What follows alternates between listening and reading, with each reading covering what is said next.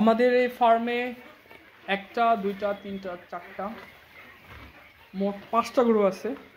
এটা সবচেয়ে বড় গরু। ও গাভী, ওর পেটে বাচ্চা। ও অনেক দিন ধরেই বাচ্চা দিচ্ছিল না, ওর বয়স হয়ে গেছে বাচ্চা দেওয়ার মতো। আর এই পাশে যে গরুটা আছে ও ষাঁড়, ওকে। আর ওই পাশের ওকে, মানে ওকে আনা হয়েছিল অনেক আগে, ওরা বড় হচ্ছিল না, তো শীতের পরে একটু একটু করে বড় হচ্ছে। তো সবাই ভেবেছিল যে কোরবানির সময় হয়তো বা ওরা অনেক বড় হবে, কিন্তু অনেক বড় হয় নাই। তো ওকে আমরা আরও একটা বছর রেখে দিব। আর এই পাশে যে দুটো গরু, এই দুইটা গরু হচ্ছে 2-1 দিন আগে আনা।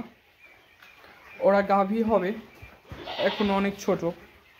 এটা বড় হলে ওইটার মতো হবে। ওদেরকে কাঁচা ঘাস খাওয়ানো হয়। এখন একবার বৃষ্টি হয়েছে তো আমাদের এখানে অনেক ক্ষেতে অনেক ঘাস হয়, এগুলো লাগাইতে হয় না। এই যে ঘাসগুলো, এগুলো এমনিতেই হয়। আর এই ঘাসগুলো অনেক খায়। আর পাশাপাশি ওই চাষ করে যে ঘাসগুলো, ওইগুলো কেটে খাওয়ানো হয় এরকম করে।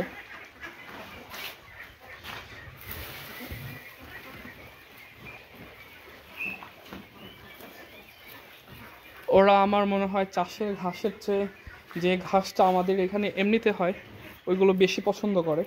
এখানে অনেকগুলো ঘাস রাখা আছে, আমি যদি একটু দেই,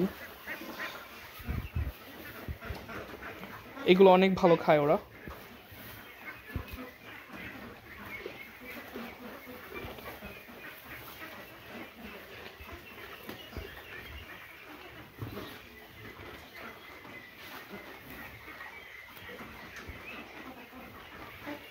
আমার এই ঘরটাতে আরও, মানে ইচ্ছা করলে আরও গরু রাখা যাইতো।